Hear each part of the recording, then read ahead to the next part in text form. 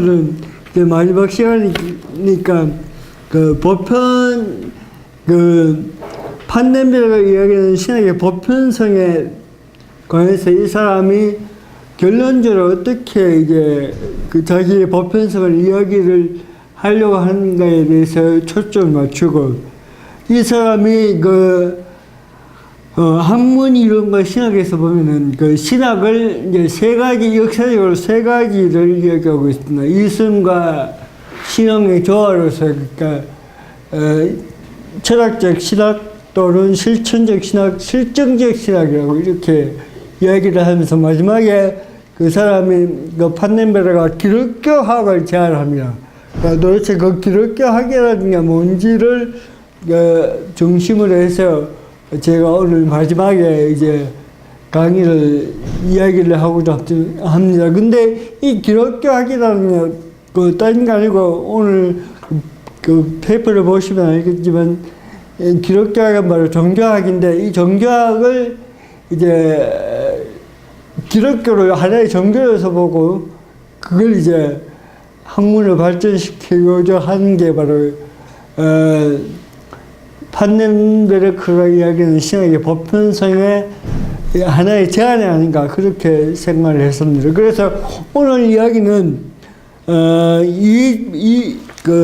큰 2번하고 서론답이 큰 2번 기독교학으로서의 신학이라는 문제하고, 뒤에 3번, 큰 3번, 지난주에 하려고 했던 그 6페이지 보시면 진리의 보편성을 추구하는 종교사적 신학, 이거하고 같은 내용인데, 그래서 기독교학을 보고 아마 이 기독교학이 어떤 구체적인 내용이고 같은 내용을 이렇게 설명하고 있지 않나, 그렇게 생각을 합니다. 그래서 앞에 6페이지 전까지만 우리가 보면은 뒤에 그냥 지난 페이퍼하고 별로 변한 게 없습니다. 그 제가 거기에서 이번에는 그 뒤에 3번 진리의 보편성을 추구하는 종교사적 신학은 제가 읽으면서 그 밑줄을 쳐놨습니다. 그걸 중심으로 해서 보시면 아마 판넬베르크의 종교학적 신학을 이해할 수 있는 또 하나의 그 열쇠가 아닐까, 그렇게 생각합니다. 그러면 이번 기독교학으로서의 신학에 대해서 이야기를 하겠습니다. 1번 신학에서 종교학으로. 자유주의 신학의 원조로 할 수 있는 슐라이르마의 신학은 교회 지도를 위한 실천적이고 실전적 학문으로서의 그 신학을 이야기하고 있습니다. 신학 연구 인문이라는 거기 슐라이르마의 그 책을 보면은 이제 이 슐라이르마가 신학을 위해 실증적 학문이라고 이렇게 정의를 하고 있는데, 그 실증적 학문이라는 게 뭐냐면은 그 첫 번째 패러그래프 세 번째 줄에 보시면 이렇게 되어 있습니다. 이런 신적 계시의 실증성은 인간이 가진 신앙과 교회와 관계하고 있다. 즉 계시가 인간의 신앙과 교회 속에서 구체적으로 나타나는 것을 인식할 수 있다는 것이 실질적 의미를 할 수 있다. 그러니까 슐라이르마가 이야기했던 실증적 신앙이라는 게 뭐냐 하면은, 하나님의 계시가 구체적으로 나타난 어떤 교회 또는 교회 안에 모든 제도, 그리고 교회의 어떤 그 현상들, 그걸 통해서 이제 하나님의 계시를 파악하고, 그래서 그렇게 파악할 수 있는 그걸 바로 이제 슐라이르마는 그 실증성이다, 신학의 실증성이라고 그렇게 이야기를 하고 있습니다. 그게 첫 번째 실증성의 의미라면, 두 번째는 이제 종교의 의미를 가지고 슬라이르마는 그 실증성의 의미를 또 이야기하고 있습니다. 그 두 번째 패러그래프를 보시겠습니다. 또 다른 의미에서 신학이 실증적이고 불리우게 된 계기는 슬라이르마의 종교에 대한 이해에서부터 시작되었다. 특히 슬라이르마의 영향 아래 있었던 종교사학파에서 이해하는 기독교는 역사와 함께 존재하는 종교 공동체로 이해되어졌다. 이것은 기독교가 유일한 종교가 아니라 종교사적으로 관계된 여러 종교들 가운데 하나의 형식으로 이해하였으며 여기에서 우리는 신학의 보편적인 의미를 찾을 수 있다는 것입니다. 이러한 형식을 이해한 사람이 이제 나가르로부터 시작해서 소위 우리가 알고 있는 종교사학파의 이야기가 이제 구체적으로 거론되고 있습니다. 그래서 그런 페이지를 보시면 여러 학자의 어떤 종교가 어떻게 해서 기독교 신학에서 또 신학에서 그 영향을 그 위치를 가질 수 있고 또 이게 이 종교라는 이야기가 어떻게 저희 신학 속에서 그 위치를 점할 수 있는지를 이야기를 하고 있습니다. 그 중간에 각주 4번 D를 보시겠습니다. 또한 저희 신학에 대한 이러한 법발명의 이해는 학문 안에 포함된 실증적 요소들 때문에 그리고 그 당시의 신학 자체 안에서 그리고 니첼 학파의 범주로부터 모순되는 비판에 직면하게 되었다.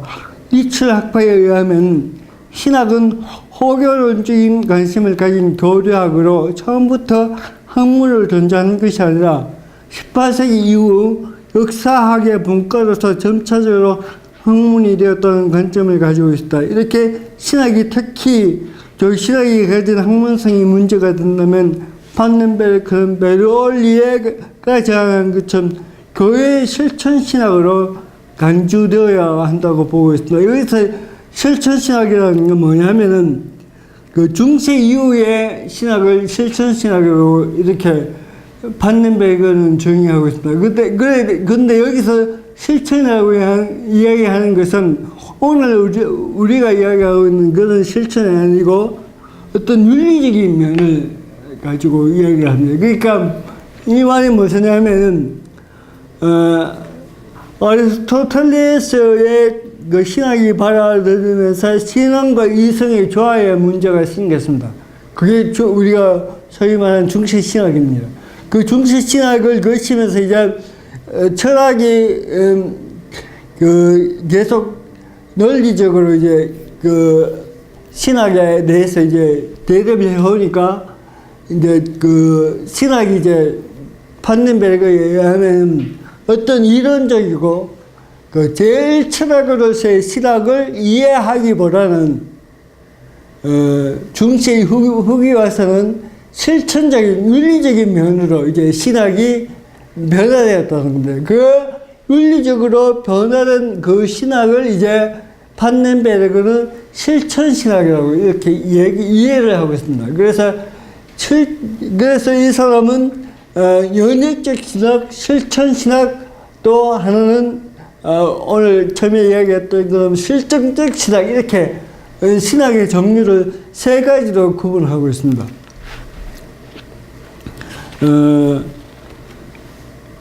위에서 언급한 바와 같이 종교학으로서의 신학은 신학의 보편성을 확립하기 위해서 시작되었다고 볼 수 있는데 특히 슬라이르마가 종교를 절대 의존의 감정으로 정의하였던 것도 그리스도교의 특수성을 위한 것이 아니라 모든 종교의 보편성을 철학적으로 개념 지으려고 한 것이라 볼 수 있다. 이런 점에서 신학은 하나의 종교학, 즉 기독교학이 될 수 있을 것이라는 게 판넨베르크의 견해입니다. 인간은 누구에게나 존재하고 있는 종교로서의 실증성을 근거로 판넨베르크는 신학이 아니라 기독교학을 제안하고 있습니다. 그 기독교학의 이제 내용들은 우리가 그 기독교학이라는 그 이름 자체에서 분명히 들었듯이 종교로서 이제 기독교를 보려고 하는 게 바로 이 판덴베르그가 이야기를 하려고 했던 겁니다. 그 다음 페이지에 3페이지를 보시겠습니다.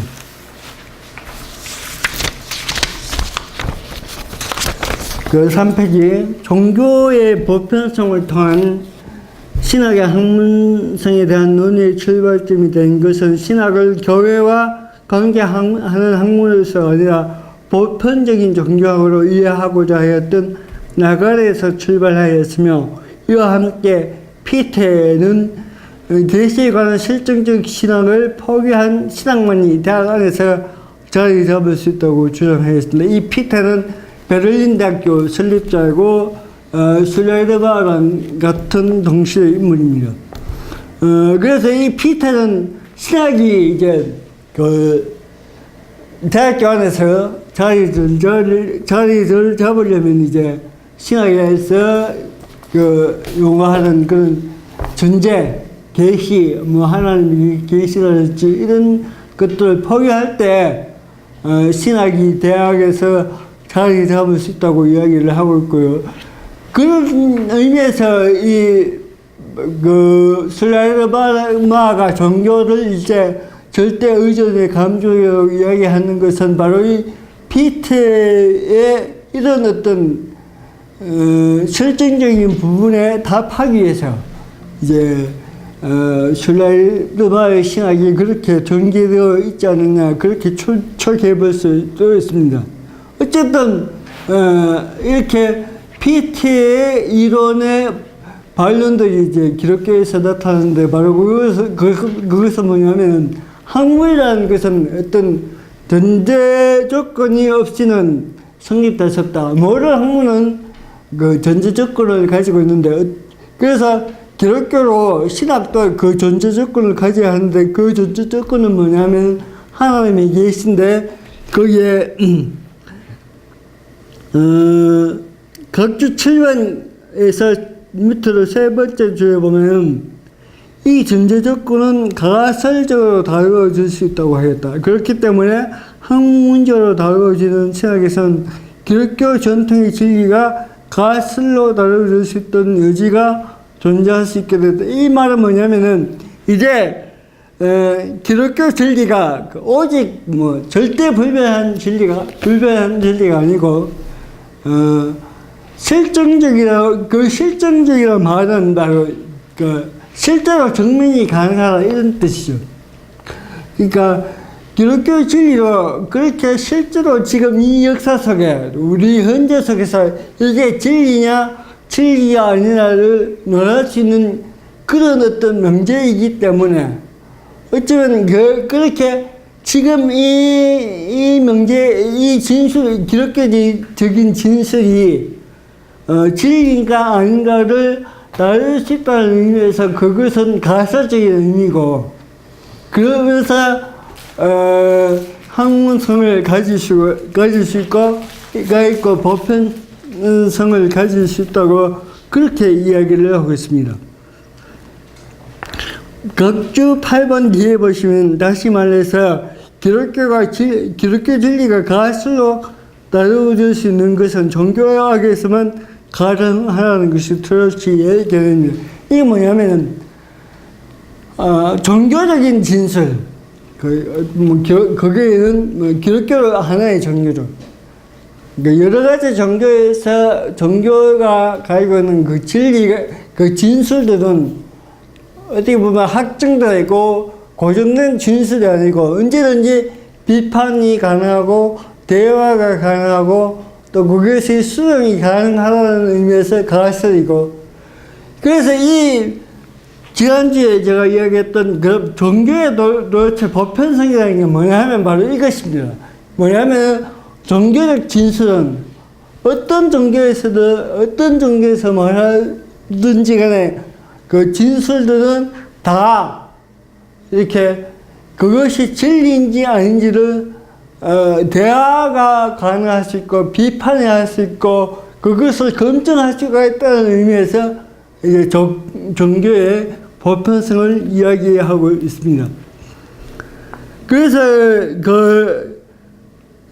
그리고 가설로서 기독교 진리에 대한 물음의 답변은 그에 있어서 형이사학적인 인식으로서만 가능한 것이 아니라 종교적 경험을 수반한 심리학적으로 실현할 수 있다는 것이다. 이런 점에서 종교적 진리는 어떤 경계를 가진 하나의 학문 속에서 답해지는 것이 아니라 여러 분야에서 답변되어질 수 있게 되었다는 것이다. 이게 무슨 말이냐면 종교적 진술이라는 것이 단순히 어떤 교리적으로는 또는 어떤 시각적으로는 검증되고 비판되고 이해되는 것이 아니고 뭐 심리학으로 아니면 사회학적으로 아니면 그 역사적으로 이렇게 종교적 진술들이 비판되어질 수 있고 검증되어질 수 있다는 의미에서 또한 보편성을 가질 수 있고 그게 그런 의미에서 종교라는 게 이제 기독교가 그렇게 다루어 줄 수 있을 때 그러니까 기독교라는 교리 자체로 이거 하나님의 절대적인 진리라 이렇게 이야기하는 것이 아니고 시각적인 명제로 어떻게 보면 역사적으로 다뤄줄 수 있고 또 어떻게 보면 종교 심리학 아니면 사회학적으로 이렇게 검증 가능할 수 있고 또 물을 수 있고 비판할 수 있기 때문에 그런 의미에서 이제 신학적인 명제로 보편성을 가질 수 있다라고 하는 게 이제 반넨베르그의 정의이고 그런 보편성을 가지기 위해서는 신학이 하나의 설정적인 학문이 되어야 되고 또 기독교는 기독교만으로서 존재해야 하는 게 아니고 종교로서의 어떤 그 범주에 있을 때 그런 비판과 검증이 가능하다는 것입니다.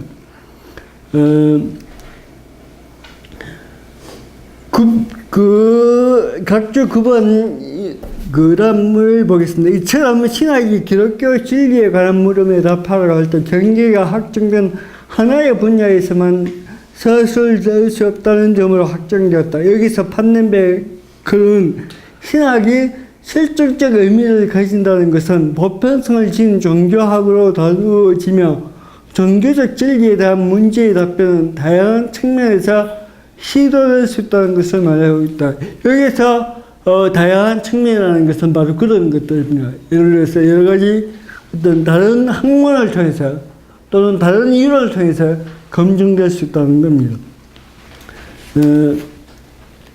이러한 그의 의론은 신학의 내적인 문제에 있어서 역사적으로 기독교 진리의 형성에 관계된 다양한 분야를 수용하고자 하는 것으로 볼 수 있습니다. 다시 말해 기독교를 통해 주어진 역사적 서성들에 대한 이해는 제한된 신학적 이해를 넘어서서 다양한 학문의 입장에서 이해될 수 있다는 것입니다. 그리고 이러한 이해는 기독교를 정교로 다루어질 때 가능하다고 봅니다. 아까 제가 설명해 드렸던 것처럼 그러니까 계시가 우리의 현실 속에서 나타났을 때 바로 그것은 어떤 교회고 어떤 종교 공동체고 그게 우리 현상이고 그것을 이제 여러 가지 다양한 측면에서 바라볼 수 있는 것은 신학이 기독교가 어떤 하나의 종교로서 가능할 때 그런 범주에 있을 때 종교라는 범주에 있을 때 그것이 가능하다는 것입니다. 그렇다면 이렇게 기독교가 하나의 종교로 될 수 있는 가능성의 근거가 어딘가를 지금 2-3번에서 이야기하고 있는데 이 판넨베르그는 그렇게 기독교가 종교로서 다루어질 수 있는 가능성은 거기에 보면은 세 번째 줄 보시면 있습니다. 그의 전 역사를 할 수 있는 그리스 철학, 헬레니즘적 종교 세계 그리고 구약성서로부터 이제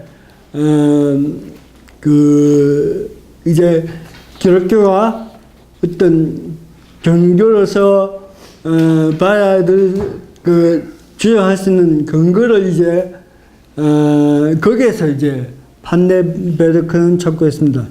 이게 이 구약 성서가 특히 그리스 철학과 헬레니즘 종교 세계는 우리가 보편적으로 알듯이 거기는 참 큰 어려움 없이 이해가 될 수 있지만 구약 성서가 어떻게 기독교를 종교로 볼 수 있는 근거가 될 수 있는가에 대해서 이제 판네베르크는 두 가지로 이야기합니다.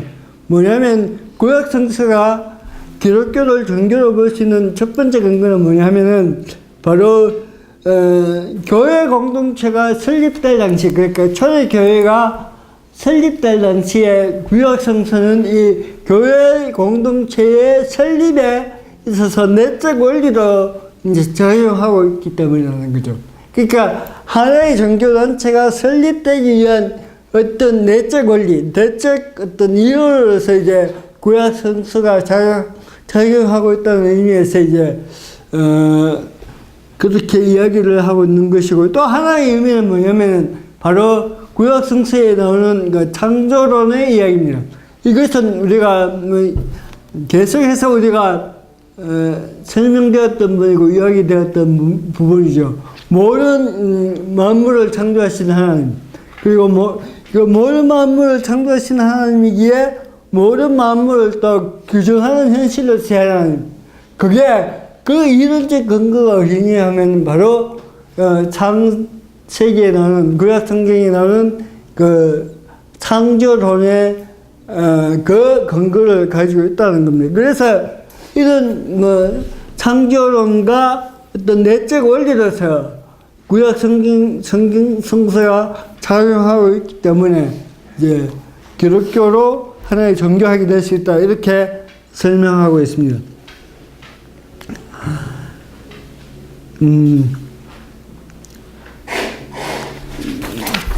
그리고 그 다음 페이지, 5페이지를 넘겨가겠습니다. 거기 앞에는 이제, 하이데거로 이제 그 기독교에 관해서, 신학에 관해서 실정적인 이제 신학으로 이제 규정되어야 된다고 이제 하이데거가 주장했던 부분이 바로 그 앞에 패러그래프고, 5페이지에 이와 같은 점에서 여기서 보겠습니다. 이와 같은 점에서 실증적 신학은 기독교 진리에 관한 물음과 그 답변이 기독교에 국한되어지지 않고 인간 경험의 모든 영역에서 다루어져야 한다는 것을 우리에게 보여주고 있다. 기독교가 단순히 종교 형식으로만 존재하지 않고 인간의 모든 영역에서 기독교의 존재 이유를 판넨베르크는 하나님의 계시에 대한 이해에서 찾고 있다. 그에 의하면 하나님의 계시가 기독교에 있어서 전제 조건으로 혹은 중심 주제로 다루어질 경우 신학은 종교 형식을 갖춘 기독교로부터, 그리고 인간의 자연적 삶의 세계와 대립된 계시된 종교로서의 기독교로부터 벗어날 수 있게 된다. 왜냐하면 기독교가 보편사로서의 하나님 계시로부터 건강한다는 것은 신학의 주제를 상이한 주제 영역에 인접한 개별적 영역에는 한정지지 않기 때문이다. 이 때문에 신학의 주제는 기독교적인 영역을 벗어나 그 인접한 영역까지 확정될 수 있는 가능성을 가지게 된다. 이거 이렇게 이야기합니다. 다시 말해서 판네베르크가 이때까지 봤던 것처럼 보편사로서의 하나님 계시를 이해하고 있기 때문에 그렇게 보편사로서 나타나는 계시는 단순히 신학으로서만 이해될 수 있는 게 아니고, 여기서 말하는 인접한무라는 것이 아까 처음에 말씀드렸던 것처럼 어떤 다양한 측면, 다양한 학문적인 분야에서 이제 그 계시를 다룰 수 있고, 또 우리가 지금껏 이해했던 것처럼 그 역사적인 이성을 가진 사람에 의해서 그 계시가 이해될 수 있고, 또 하나의 또 근거라고 이야기할 수 있다면 인간이 가지고 있는 세계 개방성, 그것은 바로 전번에 한번 제가 설명을 드렸습니다만 그게 판네베르크는 그 세계 개방성을 이제 하나님의 형상으로 이해하고 있고, 그 세계 개방성을 판넨베르크는 하나님의 형상으로 이해하면서 또 어떻게 이해를 하냐면 하나님을 향한 개방성으로 이해를 하고 있습니다. 그래서 하나님으로 향한 그 개방성의 의미는 바로 인간이 그 종교성을 가지고 있기 때문에 신에 대해서 질문할 수 있다는 의미에서 이제 하나님에 대한 개방성, 신개방성을 이야기한다고 그렇게 이야기했습니다. 그런 면에서 볼 때 보편사로 존재하는 어떤 계시는 이미 그런 여러 가지 개념을 비춰볼 때 어떤 분야에서는 어떤 측면에서는 다 검증할 수 있고 또한 이해할 수 있는 부분이다. 그렇기 때문에 종교로서의 기독교학은 이미 거기에서 보편성을 찾을 수 있지 않을까, 그렇게 판네베르크는 보고 있습니다. 그런 패러그래프를 보고 있습니다. 또한 판넨베르크가 창조론을 신학의 주제 가운데 하나의 모범으로 삼고 있다는 것은 신학이 기독교에 관한 학문은 존재할 수 없음을 나타내고자 한다. 그래서 신학이 실존적 학문을 유지될 수 있는 것은 기독교라는 범위에 한정되어질 때가 아니라 하나님에 관한 학문으로서 하나님의 현실성이 미치는 전체 영역이 고려되어질 때라는 것을 밝히고자 하는 것이다. 이미 창조론을 이야기하고 또 만물을 규정하는 현실로서의 하나님이라고 이해할 때 이미 판넨베르크는 그 만물이라는 것은 단순히 어떤 이 피어 세계만을 이야기하는 것이 아니고 역사 또는 역사 속에 있는 필연성 또 역사 속에 있는 우연성 또 자연과학, 인간학 모든 것을 이제 이 만물 모든 것 안에 이렇게 포함시켜 있는 것을 우리가 볼 수가 있습니다. 판넨베르크가 실증적 신학의 모형으로 제시한 기독교학은 종교학을 근거로 하고 있음을 볼 수 있다. 그에 있어서 종교는 모든 것을 규정하는 현실로서의 하나님이 나타날 수 있는 장으로 이해한다. 여기서 이제 제가 의문점을 던지는 게 뭐냐면, 그래서 이렇게 모든 것을 규정하는 현실로서의 이 하나님이 과연 성서에서 말하는 그 하나님일까? 그렇지. 그런 이해, 그렇게 또 우리가 한번 물어볼 수 있지 않는가? 왜냐면 이미 판넨베르크가 하나님을 규정하면서 우리가 두 번째 시간에 살펴봤던 것처럼 이미 헬라 철학적인 신 이해를 이미 어떻게 보면 판넨베르크는 그걸 염두에 두고 있고, 또 나중에 말씀드리겠지만 철학적인 이해가 신학에 없으면 신학이 그렇게 바로 세워질 수 없다는 것을 볼 때 여기서 말하는 이 만물을 규정하는 현실로서의 하나님, 이 하나님이 과연 성서에서 말하고 있는 그런 하나님일 수 있겠고, 아니면 아니면 만물의 원리 또는 만물을 이렇게 규정하는 어떤 실체 이렇게 이해할 수 있지 않은가, 그렇게 생각을 해봅니다. 우리가 분명히 헬라 철학에서 나오는 신 개념이 창조주야? 이미 창조 안 해, 내들이. 예. 벌써 이 판넨베르크가 이 창조 얘기하면서 헬라 철학이 안에는 신 개념은 그 아리스토텔레스키의 형례상을 책 보라고 거기. 저기도 있지만 최초의 원칙, 원인. 그런 거라고.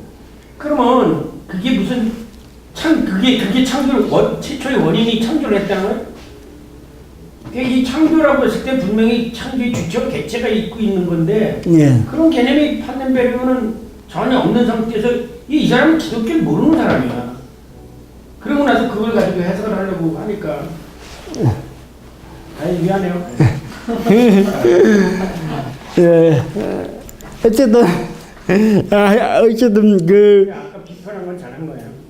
이게 과연 성도들의 신앙인가?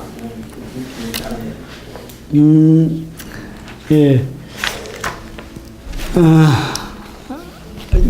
그러므로 기독교 학이란 종교학의 다른 이름이라 할 수 있습니다. 이런 점에서 종교에 대한 이해를 절실하게서 나누어지고 있다는 것이 이해될 수 있다는 것입니다. 그가 이렇게 종교학을 주장하는 이유는 신학의 보편성을 주장하고자 하는 또 다른 모형이라 할 수 있습니다. 그러나 그가 종교학을 주장함에 있어서 그 근거를 하나님의 계시에 둠으로써 그가 말하는 보편성이란 기독교 범주 안에 있는 보편성으로 제한될 수밖에 없는 한계를 지닐 수 있다는 비판을 받기도 합니다. 그런 패러그래프를 한번 보겠습니다. 판덴베르크가 말하는 신학의 보편성은 이 부분은 제가 종교학을 결론 지으면서 했던 부분인데 제가 몇 페이지를 보죠?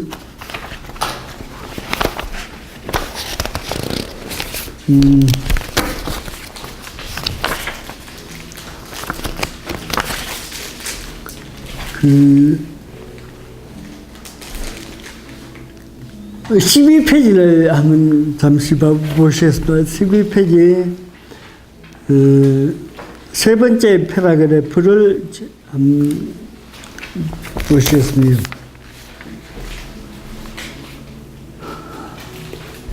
제가 이렇게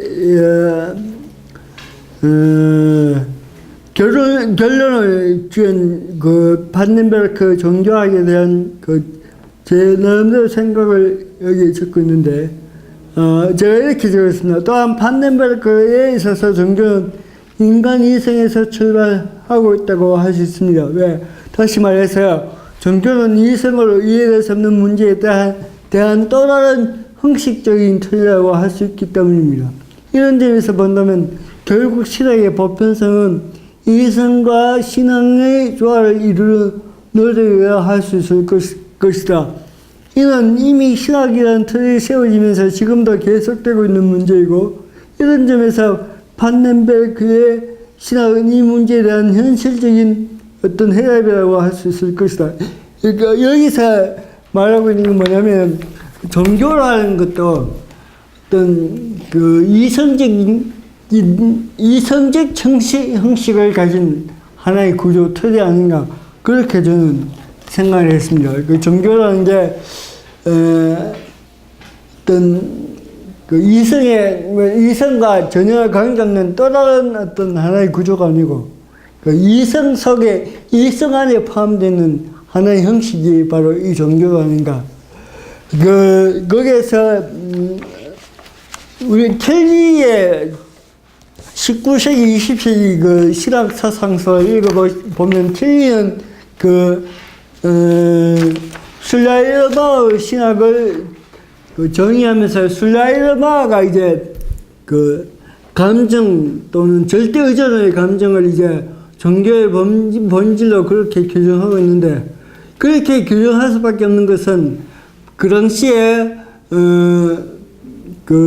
세력을 떨치고 있던 이성의 합리주의에 대한 어떤 방어로서 이제 그렇게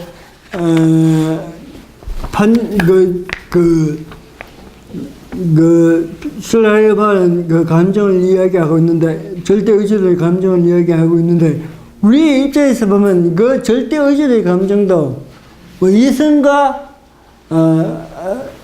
전혀 관계없는 또 어떤 부분이 아니고 이성에 포함되어 있는 그것이 바로 또 감정이 아닌가. 그렇게 볼 때, 우리가 말하는 종교 또는 이런, 것들의 감정이라는 것들, 자유주의 그 신학에서 이야기하고 있는 그 종교, 윤리, 이런 모든 것들을 어떻게 보면은 이성에 속해 있는, 그 이성의 범주 속에 있는 어떤 하나의 틀이 아닌가, 그렇게 규정지을 수 있지 않은가.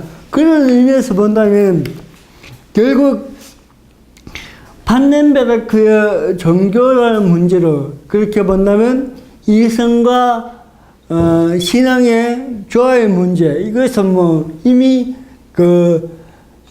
신학이 생기면서부터 그런 시부터 있었던 문제고, 그것을 또 판넨베르크는 그런 의미에서 이미 판넨베르크의 신학은 헬라 철학을 기발하고 있는, 어떻게 보면 아리스토텔레스의 철학을 기발하고 있는 중세 스콜라 신학의 새로운 해석 내지는 그 전통을 따르고 있는 게 바로 판넨베르크의 신학이 아닌가, 그렇게 규정해 볼 수가 있습니다. 그게 바로 판넨베르크가 기독교학으로 어떤 종교의 학문에서 규정한 데서도 찾아볼 수 있고, 그 다음에 나오는 그 종교사적 신학 또는 종교학적 그 신학에서 이미 우리가 오늘 이야기하고 있던 그 모든 부분들이 또 이렇게 뭐랄까요, 중복해서 나오는 것을 볼 때 아마 그런 측면이 강하다고 생각을 합니다. 그래서 6페이지를 보겠습니다. 6페이지를 보면은 6페이지 3번 진리의 보편성을 추구하는 종교사적 신학 그 위에 패러그래프를 보겠습니다. 근대의 실증성을 근거로 한 현대 학문 이론들은 신학 또는 정신과학이 제시하는 학문성을 거부함으로써 대학 안에서의 학문의 위기를 가져오게 하였다. 여기서 말하는 실증성은 신학이 말하는 것과 다른 점을 지니고 있지만 역사적 소요성에 대한 경험적 판단과 보편적인 진술을 생성해낸다는 점에서 공통점을 지니고 있다. 이게 무슨 말이냐면, 현대 학문 이런 우리가 첫 시간에 이야기했던 그처럼 논리 실증주의를 이야기하는 거예요.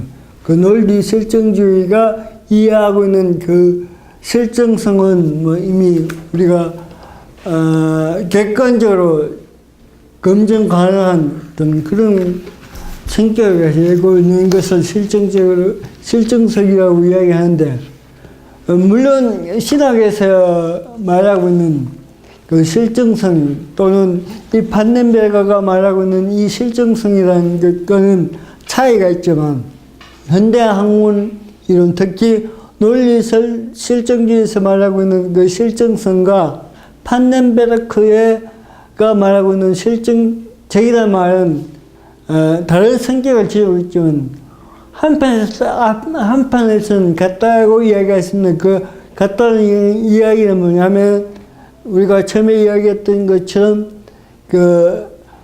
종교적 현상으로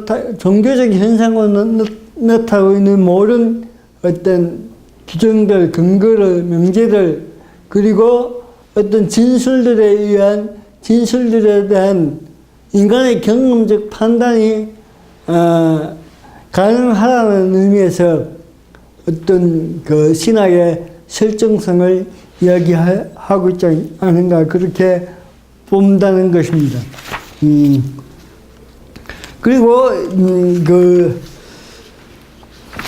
우리가 진리의 보편성을 추구하는 종교사적 신학, 거기는 제가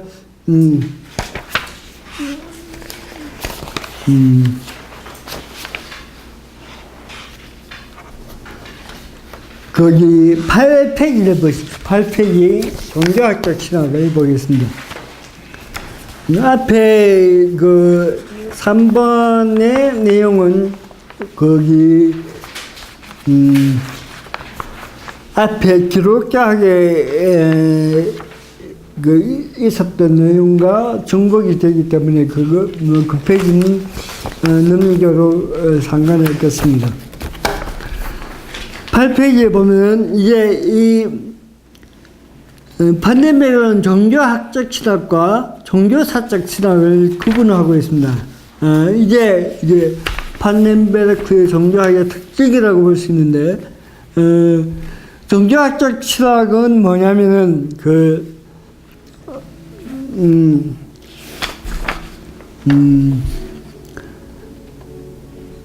각조 21번 거기 그 줄치자에 있는 부분 거기서 보겠습니다. 다시 말해 신적인 현실성은 인간의 주체적인 종교적 경험 안에서 표현되어진다. 이 말은 어떻게 다른 말로 바꾼다면 이렇게 이야기를 할 수 있겠습니다. 그러니까 인간은 이미 세계 개방성을 가지고 있기 때문에 그 개방성은 판덴베르크의 이해대로 한다면 그 신에 대한 개방성이고, 그런 면에서 인간은 그 신에 대해서 주체적으로 이해할 수 있다. 이렇게 설명해도 가능할 것 같습니다.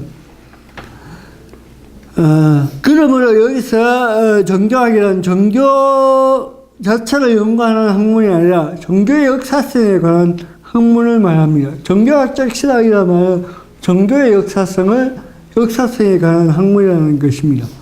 종교의 역사성에 관한 학문으로서의 종교학은 종교적인 전성 속에 나타나는 신적인 현실성을 문제시함으로써 종교에 대한 분석이 가능하며 심리학 또는 사회학적인 관점에서 종교적인 경험에 대한 현상을 비교하거나 체계화하는 현상학의 관점에서 분석할 수 있다는 것을 의미합니다. 이게 바로 판덴베르크가 말하는 종교학적 신학의 어떤 내용입니다. 그런 페이지를 보겠습니다. 종교사적 신학. 거기 줄친 부분을 한번 보겠습니다. 종교사란 개별적인 종교의 성장과 발전, 그리고 섬의 전 과정이 주변 종교들과 상호 밀접한 연관성 속에 있는 속에 놓여 있는 역사이며, 또한 종교는 주변 종교들과의 관계 속에서 혼합주의적인 통합의 과정을 거치면서 세타하거나 혹은 현실 전체에 대한 총체적 이해를 추구하는 보편적 형태로 나타내기로 면역되기로 하는 역사를 말한다. 이게 판덴베르크가 말하는 종교사적 신학의 정의입니다. 그러니까 종교라는 것은 28번 각주를 보시면 판덴베르크가 이제 근거로 내세우고 있는 것이 바로 구약 성경 안에는 이스라엘 종교의 종교를 이제 근거로 하고 있습니다. 그러니까 그 이스라엘 구약 성경에 나타난 그 야훼 신앙과 바알 신앙의 투쟁, 그리고 충돌, 그리고 이런 것들의 어떤 종교 간의 어떤 충돌 또는 대화, 또는 이제 어떤 종교가 어떻게 합쳐지는 이런 모든 과정들이 바로 이미 구약 성경에 존재하고 있고, 그런 것들을 통해서 이제 종교가 발전하는데, 그 발전의 궁극적인 목적이 뭐냐면은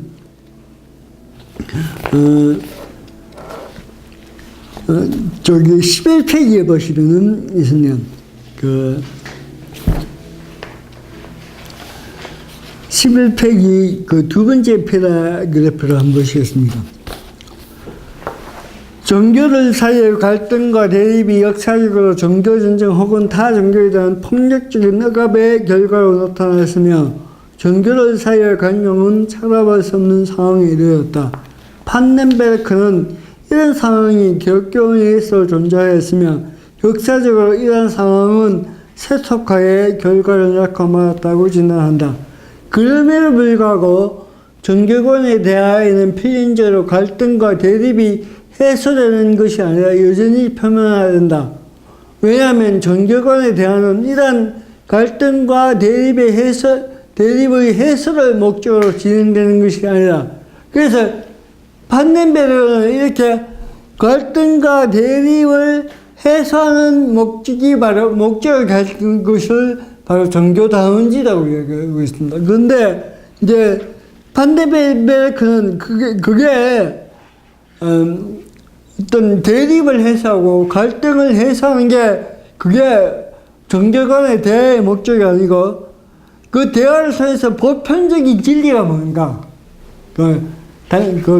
각 종교가 말하고 있는 그 진리가 정말로 보편적인가. 그래서 그 진리가 어떤 그 종교적 진술이 보편적 진리로 확정되었을 때 그 종교는 살아남을 수 있고 그 종교는 이제 어떤 의미에서 보편적인 종교가 될 수 있다. 이렇게 이야기를 하고 싶다. 그런 의미에서 갈등과 어떤 대립은 계속해서 진행되고 존재해야만 된다고 이렇게 판넨베르크는 보고 있습니다. 4번은 제가 판넨베르크 신학에 대한 저의 견해라고 이야기할 수 있겠습니다. 그래서 각주로 몇 개 안 되고 또 중세 철학과 중세 스콜라시라는 제가 많이 아직 공부 중에 있기 때문에 정확하게 그렇게 이야기를 못하고 그래서 개괄적으로 제가 이야기를 했습니다. 4번을 보겠습니다. 스콜라시아에 대한 현대적 해석으로서의 판넨베르크 신학. 아리스토텔레스 철학을 기반으로 하며 대학의 등장과 함께 시작된 스콜라 신학은 신앙과 이성의 조화가 근거가 되었다. 그러나 이 근거는 예수 그리스도의 복음이 히브리적 세계를 넘어서서 헬라 세계와 관계를 가짐으로써 시작되었다고 볼 수 있다. 헬라 세계에서의 그리스도의 복음은 변정론적 구조를 가지게 되었는데 이것은 어떤 의미에서 복음의 보편화라고 할 수 있다. 이와 같이 그리스도의 복음은 처음부터 헬라 철학이라는 구조에서 해석되기 시작하였다. 신학이라는 학문도 이미 아리스토텔레스 철학에서 사용되었던 개념을 시화한 것이다 할 수 있다. 이런 의미에서 복음 그리고 신학을 이해하고 서술하는 과정에서 철학은 필수적인 근거라 할 수 있다. 판넨베르크는 신학이 이러한 철학을 예민하면서부터 경험을 근거로 하는 학문이 세계를 바라보는 구조가 되고 오히려 이 신학은 그 자리를 잃어버릴 위기에 처했다고 진단하고 있습니다.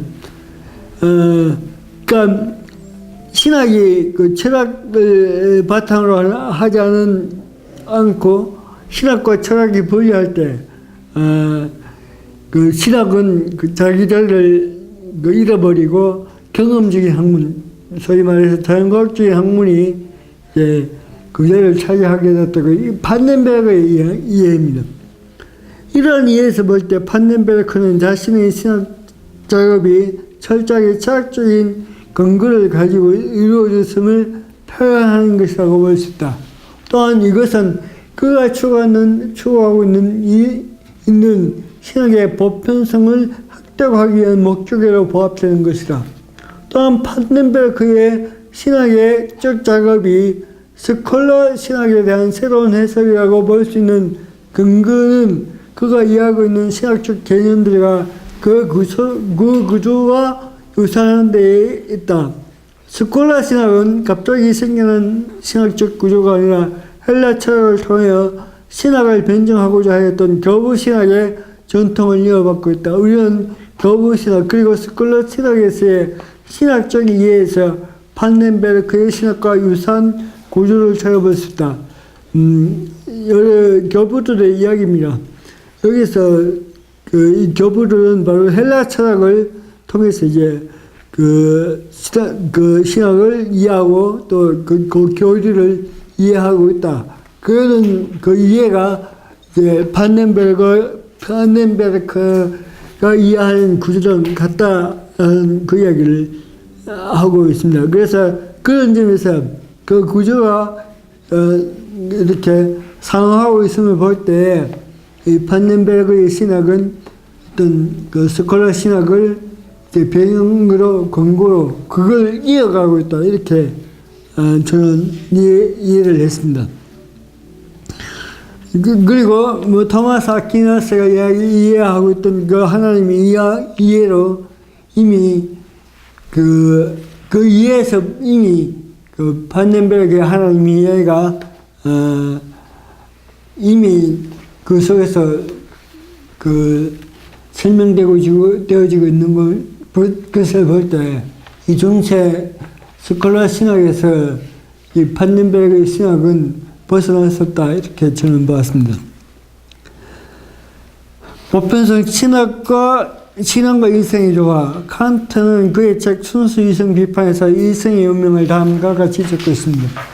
인간의 이성은 어떤 종류의 이성의 인식에서는 특수한 운명을 가지고 있다. 인간의 이성은 이성의 자연 본성 자체로부터 부과된 것이기 때문에 물리칠 수도 없고 그의 전 능력을 벗어나는 것이어서 대답할 수도 없는 문제들로 인해 괴롭힘을 당하고 있는 것이다.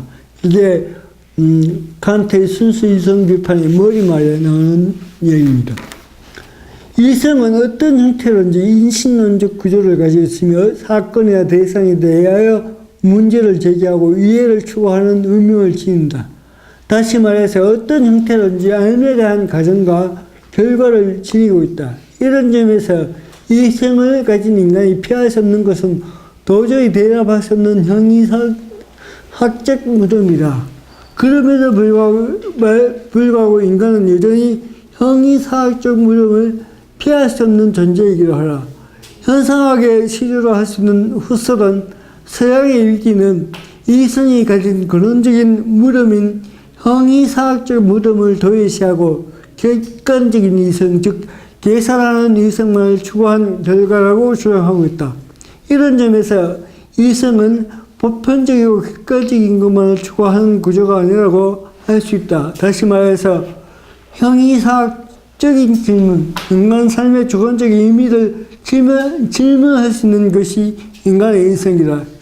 이러한 인간의 이성에 대한 정의가 정당하려면 인간이 가진 이성 그리고 그것을 추구하는 것은 피할 수 없는 것이 현실이다. 그렇다면 신앙과 이성의 조화는 어떤 근거 없이 처음부터 우리에게 주어져 있는 것이 아니겠는가?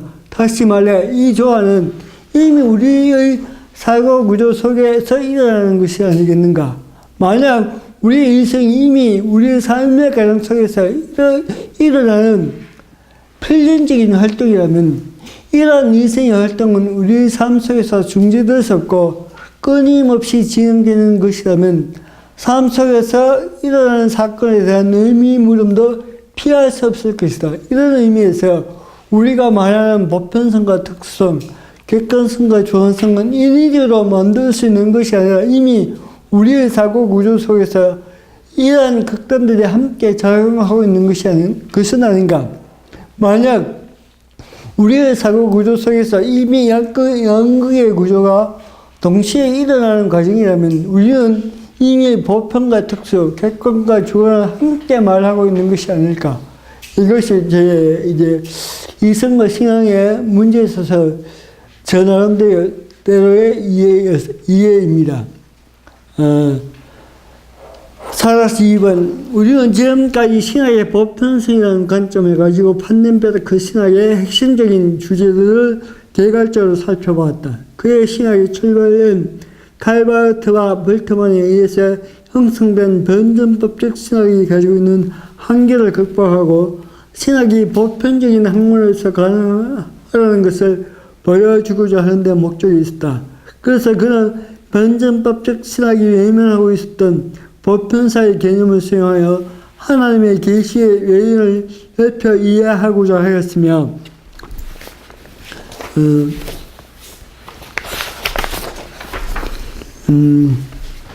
또한 이러한 이해는 모든 것을 규정하는 현실로서의 하나님이라는 인식에 근거하고 있다. 그래서 사건의 필연성과 우연성을 통해 이루어지는 역사의 의미를 이해하는 것이 하나님의 계시를 인식하는 것이며 이러한 인식의 완성은 정말에 이루어지는데 그 정말은 예수 그리스도의 부활 사건을 통해 전치되었다고 한다. 판넨베르크는 역사뿐만 아니라 신학과 다른 세계관을 가진 자연과 그리고 타 종교에서 보편적 진리를 획득하고자 노력하였음을 볼 수 있었다. 이런 신학에서 주장하는 하나님의 진리가 교리와 신학의 범주를 넘어서서 세속 사회 속에서 보편성을 획득하고자 하는데 목적이 있었다고 할 수 있다. 다시 말해서 그의 신학이 추구하는 목적은 이미 신학의 역사 속에서 진행되고 있었던 신앙과 이성의 조화라는 범주에서 벗어날 수 없음을 그 한계 속에 여전히 머물고 있는 그런 신학이 아닌가. 그게 바로 한계고 또 그게 바로 판넨베르크의 신학의 한계가 아닌가 그렇게 봤습니다. 저는 이 판넨베르크의 신학을 다루면서 그 신학이 있는 것 그리고 예수 그리스도의 복음을 복음을 수 있게 하는 게 뭔가를 한번 생각해 봤습니다. 그리고 제가 오늘 책을 읽었는데 여기서 그 어거스틴의 그 신학의 자기의 삶의 목적은 참된 행복을 추구하는 것이라고 이야기합니다. 그래서 그가 기독교 신학을 완성하게 됐죠. 신학을 집대성하고 또 중세를 이어주는 역할을 했지만 그가 추구했던 목적은 어떻게 하면 행복을 추구할 것인가의 문제였고 또 중세 신학은 자연 신학으로서 어떻게 하면 신을 정리하고 그걸 이제 이성에 맞게 이해를 시킬 수 있는가의 문제에 초점을 맞췄습니다. 그래서 판넨베르크의 신학, 중세의 신학, 그리고 어거스틴의 신학에서 도대체 뭐가 공통점이 있을까를 제 나름대로 한번 고민을 해봤습니다. 제 결론은 그겁니다. 이 흐름 속에는 소위 말해서 헬라 철학 전통을 가지고 현대 신학이 이르는 이 신앙과 이성의 조화의 문제를 가지고 추구하는 신학의 공통점은 제가 보기에는 예수 그리스도의 고난이 빠져 있는 신학이라고 그렇게 결론을 지었습니다. 중세 신학도 그렇고 중세는 스론의 운동을 통해서 고난의 신비에 대해서 이런 얘기하고 있지만 그대로 성서에서 복음서에서 말하고 있는 예수의 고난 그리고 그 고난이 어거스틴의 어떤 신학이고 제가 어거스틴 신학을 전체를 보지 못했지만 어쨌든 그가 추구하는 목적이 행복이라 인간의 참된 행복의 목적이라고 했을 때 거기에는 고난이 존재했을까? 그리고 중세 신학이라는 거기로 어떤 신존재 생명을 그게 중심이고 그것을 위해서 추구했던 그 신학 속에서 예수 그리스도의 고난이 존재했을까? 그리고 우리가 봤듯이 판넨베르그 시학 자체로 SE 고난의 문제들 그렇게 다루어지고 있지 않다는 점을 볼 때 참된 신학은 고난의 문제를 가지고 그것을 끌어들이고 고민할 수가 있을 때 신학이 신학으로서의 정당성을 확보하지 않을까. 그래서 교수님 저한테 매일 하시는 말씀이 이 전도사는 그 철학적인 신학을 좋아한다고 해야 그 말씀을 제가 한번 곰곰이 생각해 봤습니다. 그래서 내가 지금 그렇게 철학적 신학을 좋아하는 이유는 내가 고난받기를 지금도 두려워하고 있구나. 만약에 내가 정말 고난을 즐거이 받아들일 수 있다면, 수용할 수 있다면, 저의 신학적인 방향과 달라지지 않을까, 그렇게 생각을 해봤습니다. 그래서 6주간 판넨베르그의 신학을 이렇게 이제 마무리하면서 신학에 있어서 빠져서 안 될 문제가 바로 이 고난의 문제, SE의 고난의 문제, 그리고 우리의 고난의 문제가 신학적인 논의 속에 빠질 때 이것은 어떻게 보면 하나의 이념에 불과하고 초상적인 관념에 머물 수 있지 않은가. 그런 의미에서 앞으로 우리의 신학이 고난의 문제를 함께 이야기하고 또 고난의 문제를 어떻게 이해할 수 있을까, 해석할 수 있을까, 내지 우리가 어떻게 그 고난에 참여할 수 있을까의 문제가 신학 속에서 다뤄질 수 있을 때 앞으로 신학이 하나의 관념 또는 하나의 사상으로 머무는 게 아니고 우리의 삶 속에서 어떤 그 역사를 발휘하고 힘을 발휘할 수 있는 그런 학문이 되지 않을까 그렇게 생각해 봤습니다. 이게 제가 6주 동안 그 판넨베르크의 신학을 함께 이야기하면서 제가 나름대로 또 고민했던 문제고 저의 결론이라고 그렇게 감히 말씀드릴 수 있겠습니다. 이상입니다.